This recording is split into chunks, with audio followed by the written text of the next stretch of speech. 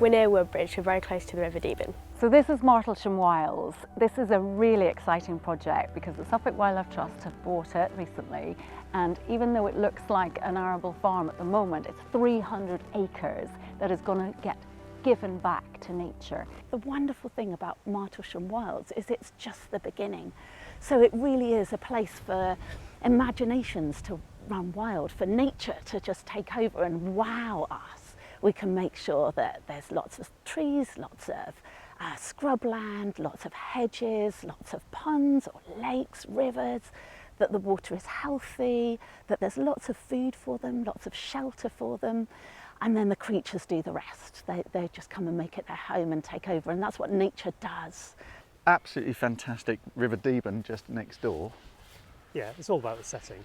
Yeah. It's that opportunity to do something. One of the best views of Woodbridge that you can get, and where you get these pockets of scrub, they're absolutely heaving with migratory bird species for starters.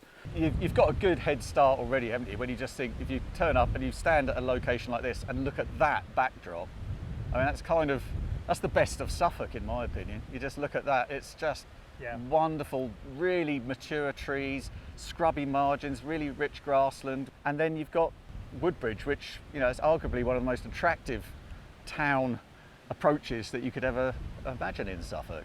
You know, you've got a very dynamic intertidal habitat.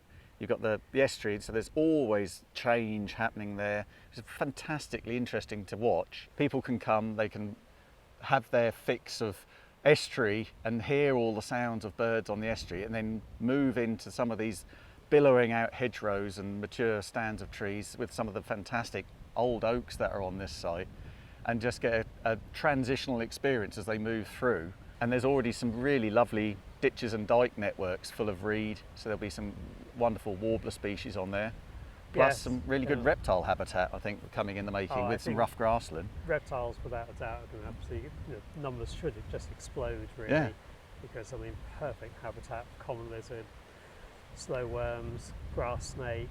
But Suffolk offers not only the giant skies that we get, and the wonderful vistas of the early sunrises and the wonderful sunset. In amongst the coastal strip, we've got internationally important habitat, both in the fact that we've got a cluster of estuaries that really penetrate right into the county. They are all internationally designated. They're Ramsar sites, which are just internationally important wetlands. The good news is Suffolk Wildlife Trust has bought this, so yeah, it's protected and they can do what they want with it. People really love to support us because of our focus on the county they live in, and all our work is specifically in Suffolk. Nature can take back this land for itself and just prove to us how magical and how special it is, and for us all to get to see that over many generations. There'll be another harvest next year, and after that people will begin to see it getting wilder and wilder each year, and they'll see the improvements on the land, which I think will encourage people to want to do this again with other fields and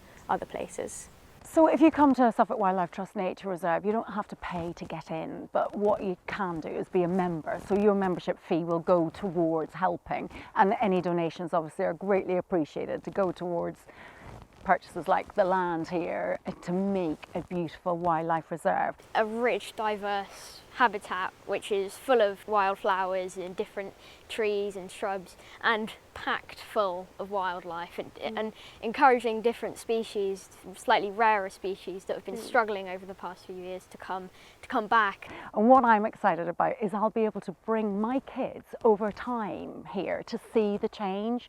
So it's going to be 300 acres of wildness, and that will bring in a lot of species, a lot in quantity. So hopefully some endangered species will regenerate. Hopefully we'll get lots and lots more birds, insects, lots of wildlife, and that's really exciting. We want people to help us make it happen.